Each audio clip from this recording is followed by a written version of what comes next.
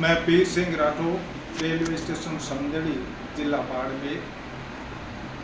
जो लोग राजपूतों को कमज़ोर और छतरानियों का अपमान कर रहे हैं, उनको कई बातें और सोचकर बतानी चाहिए। अमर सिंह राठौर ने दो किसानों, दो जाटों के बीच, बीकानेर और नागौर के बीच में जो एक मतीरा था, उस मतीरे के खातर अमर सिंह राठौर ने अपना सिर दिया। ये वही क्षत्रिय। इसी तरीके से जैसे कह रहे हैं बहारमल जी ने अपनी बेटी को दिया, तो उन्हीं बहारमल जी के वंशज कर्नल भवानी सिंह जी ने छाछरे में जाकर अंदर घुस करके दुश्मनों को मारा। ये उसी वंश से। इसी तरीके से मलिनाथ जी के पुत्र जगमाल जी ने मोहम्मद बेगड़े की बेटी को अहमदाबाद से उठाकर अपने हरम में लाके छोड़ा था। सिर्फ कन्याएं लेके गए थे वो, उसके बदले। इसी तरीके से अनारा बेगम को गज सिंह जी ने जोधपुर में ला करके अपनी रखेल रखा। ये बातें भी बताओ। हाँ, दो चार कोई ऐसा हुआ है, उनकी मजबूरी होगी या उनके कुछ लालच होगा, ये मैं नहीं कह सकता, लेकिन किसी तरीके से ये जरूर हुआ है। परंतु उसके साथ ये भी ध्यान रखना चाहिए कि मां हाडी रानी ने अपने हाथों की मेहंदी नहीं सूखी थी, और रतन सिंह जी उनके रूप लावण्य में ऐसे फंस गए थे कि लड़ने के लिए जाने को मना कर दिया। तब उन्होंने अपना सिर काट करके उनको निशानी में किया। मां पद्मिनी ने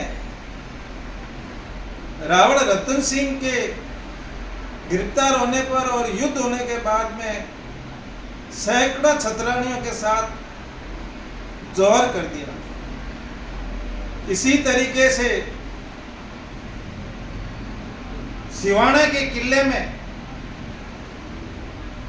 जब जौहर हुआ था, तब छतरानियों ने वहीं अपना शरीर त्याग दिया। इसी तरीके से अगर छतरानियों की बात करें तो झांसी की रानी दुर्गावती और न जाने कितनी रानियों ने अपने पुत्रों को अपने पीछे बांध करके और मुगलों के दांत खट्टे किए। हमीद चौहान ने दो मुस्लिम सैनिकों को बचाने के लिए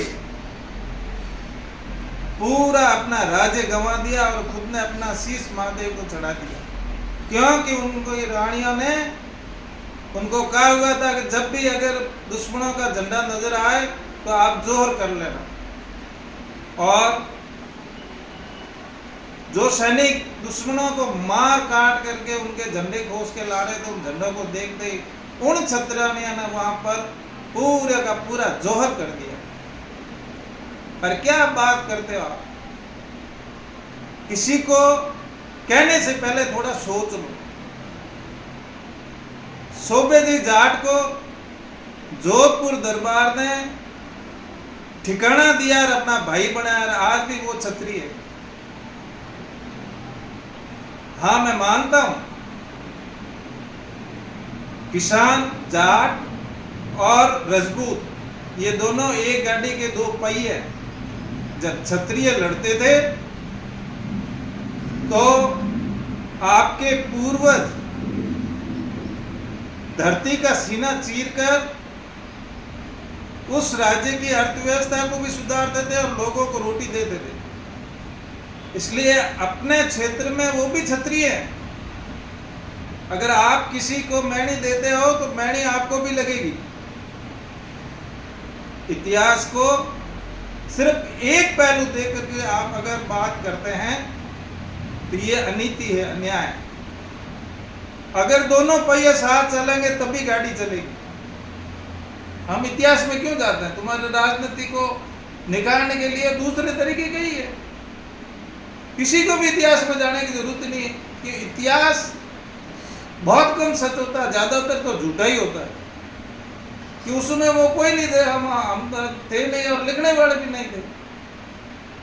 इसलिए किसी को भी किसी के पूर्वजों के बारे में इस प्रकार की गलत बात कहकर हम अपना ही नुकसान कर रहे हैं। धन्यवाद।